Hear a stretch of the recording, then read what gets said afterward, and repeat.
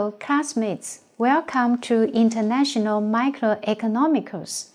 In 1945, as a weak Europe emerged from the devastation of World War II, many felt that peace would only bring about a return to dire economical conditions.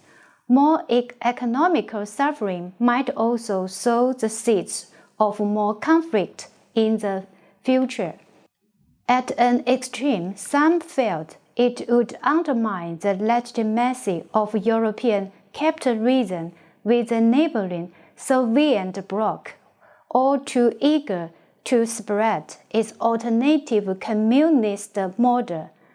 Under the circumstance, to recreate the European family and to provide it with a structure under which it can dwell in peace, in safety, and in freedom became the view of most Europeans.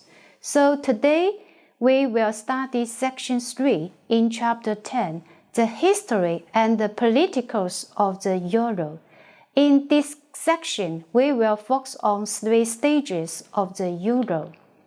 First, back from the brink, Marshall Plan to Maastricht, 1945 to 1901. In order to rebuild economical infrastructure, Marshall Plan was undertaken.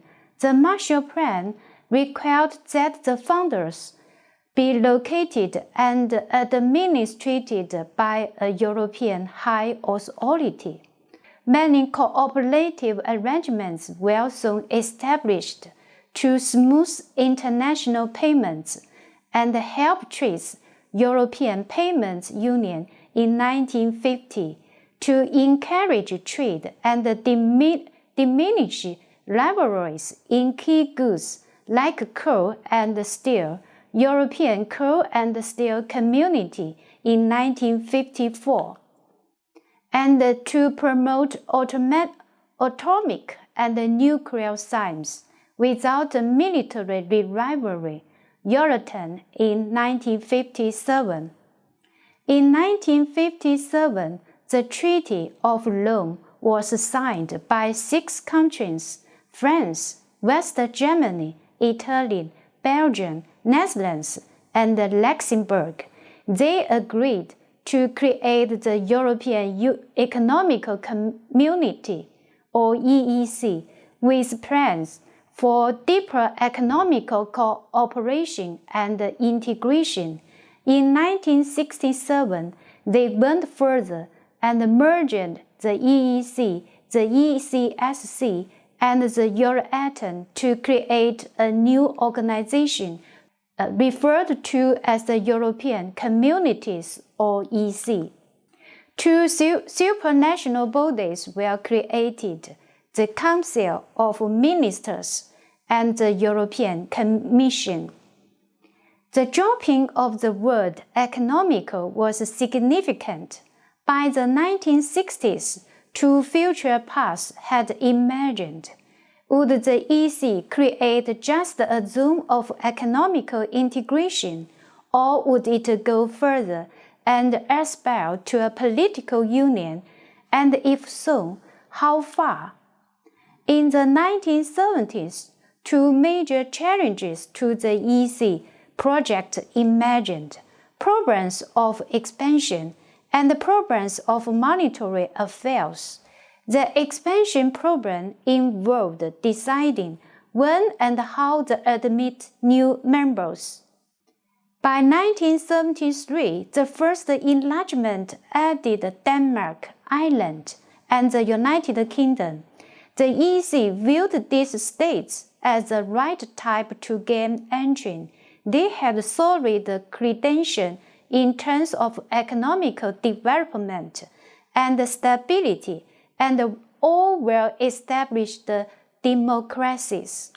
In contrast, the second and third enlargements included countries with weaker economical and political claims, but all the same: Greece, 1981, Portugal, 1986, and Spain, 1986, Wilson admitted to the growing club. The year 1975 also saw the first meeting of the European Council. This body allows the highest level elective representatives of each state to shape the EU-wide policy agenda and resolve major disputes at their regular EU summits.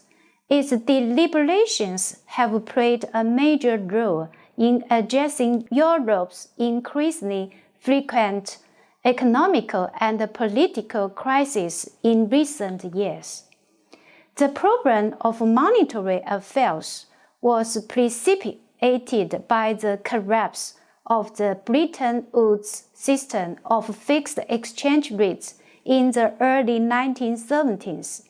In the 1973, the Bretton Woods system broke down and the floating exchange rates became the norm in the advanced economies.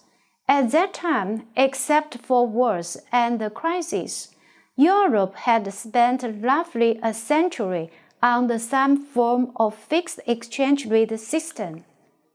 And European policymakers worried that exchange rate stability might compromise their goals for economic union, so European leaders announced that they would create essentially a new mini Bretton Woods of their own, the European Monetary Systems, or ERMS, which began operation in 1979. The centerpiece of the ERMS was the exchange rate mechanism, ERM, a fixed exchange rate region based on bands. The ERM defined each currency's central parity against a basket of currencies, the so-called ECU, the European Currency Unit, the predecessor to the euro. In practice, the non-German currencies ended up being pegged to German mark, the central reserve currency in the system. The ERM permitted a range of fluctuation on either side of the central value or parity, a narrow band of plus minus 2.25% for most currencies. In 1979, all EC countries, except the United Kingdom, joined the ERM. Later, Spain joined in 1989, the United Kingdom in 1990, and Portugal in 1992. In principle, it was a fixed but adjustable system, and the central parties could be changed, giving potential encouragement to speculators. Second, crises and opportunities. EMU and other projects, 1991 to 1999. The EC entered the 1990s with a drive for further integration still going strong. Since 1979, a directly elected European Parliament had been at work. In 1987, the Single European Act was passed, with the goal of reducing further the barriers between countries through the creation of a single market by 1992. If within the EC the political momentum was still strong, it was soon given another push by the end of the Cold War in 1989. The Soviet Union disintegrated and the communist rule in the Eastern Europe came to an end. What was the EC going to do in response? The countries of Eastern Europe were eager to move quickly and decisively away from communism and autocracy and toward capitalism and democracy, and they saw joining the EC as a natural means to that end. From a particular and security standpoint, The EC could hardly say no to the former communist countries, and so plans for further eastern enlargement had to be made rather quickly. Other countries also waited in the wings. In the face of these political challenges, the EC needed to act with purpose, and the grandest treaty to date, the 1991 Treaty on European Union, or the Maastricht Treaty, was the response. Adding more federal flavor, the treaty gave the EC a new name, the European Union, or EU, and created a notion of EU citizenship. The treaty also laid down the process for enlargement that would eventually take the EU, via 3 further enlargements, to 50 members in 1995, 25 in 2004, 27 in 2007, 28 in 2013. Later, political developments in the 1990s built on Maastricht. The 1993 Copenhagen criteria provided formal conditions for new members wanting admissions, such as rule of law, human rights, democracy, and so on. The 1995 Schengen Treaty established a zone for the free movement of people. The 1997 Amsterdam Treaty forged ahead in EU foreign and security policy and strengthened the rights of EU citizenship and the powers of the European Parliament. The most ambitious part of the Maastricht Treaty was its economical element. The most ambitious part of the Maastricht Treaty was its economical element, the EU-wide goal of economical and monetary union, EMU. The economical union would rest on the idea of a single market, a concept of an EU-wide, fully integrated economical area that would encompass goods, services, markets, and capital markets and labor markets. To that end, the treaty established 4 indivisible central pillars: the free movement of goods, services, capital, and people. The treaty also called on the European Commission to ensure that national laws and regulations did not stand in the way of these 4 freedoms.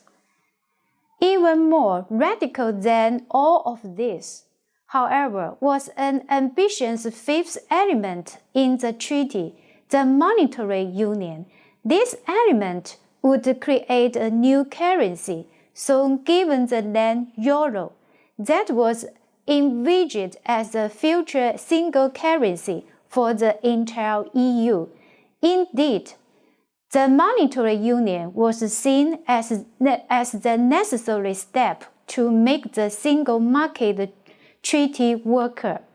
Under the plan for the euro, countries would transition from their pegged rates within the ERM into an irrevocable peg with the euro. Starting from 1992, constructing the 4 pillars of the single market proceeded gradually and smoothly, although problems would arise later on.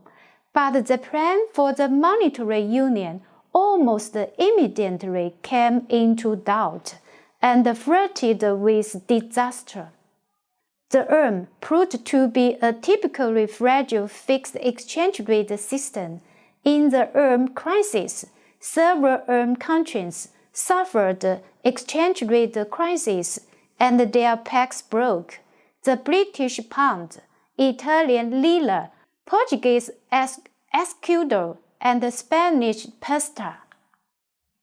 Even the currencies that stayed within the ERM had to have their bands widened so much as to make their packs look more like fruits for a while. The whole system was reduced to a new shambles. The fundamental cause of this crisis was a tension between the microeconomical objectives of the central country, Germany, and the objectives of the packing countries. Many countries rejoined the ERM, some at a new rate or with a wide band. Spain, Italy, and Portugal all regrouped, re-entered the ERM, and ultimately adopted the euro, but Britain permanently left the ERM and turned its back on the common currency, and it even withdrew from EU in 2021. Sweden, officially committed to the euro, has never shown any interest in joining even the EMU, even the ERM. Still, despite the exchange rate crisis in 1992, the ERM was patched up, and most countries remained committed to the plan to launch the euro. The ERM bands were widened from 1993 to a very slack. The ERM bands were widened in 1993 to a very slack, plus minus 15%, and most were happy to live within those limits and get ready for euro admission. The Eurozone is launched 1999 and beyond. The euro was launched in 11 countries on January 1, 1999, and administered by a newly created central bank, the European Central Bank, ECB. The ECB took control of monetary policy in all Eurozone countries on that date from each national central bank. The national central bank still have responsibilities. Each one represents their country on the ECB Council and still supervise and regulates their own country's financial system. The euro immediately became the unit of account in the Eurozone, and a gradual transition took place as euro began to enter circulations and the national currencies were withdrawn. As of 2021, the Eurozone contained 19 in countries from the EU 27. Of the 8 out countries from the EU 27, there is currently only one country, Denmark, in the ERM waiting room and pegged to the euro, and it has been waiting a very long time. That's all for today. See you next time.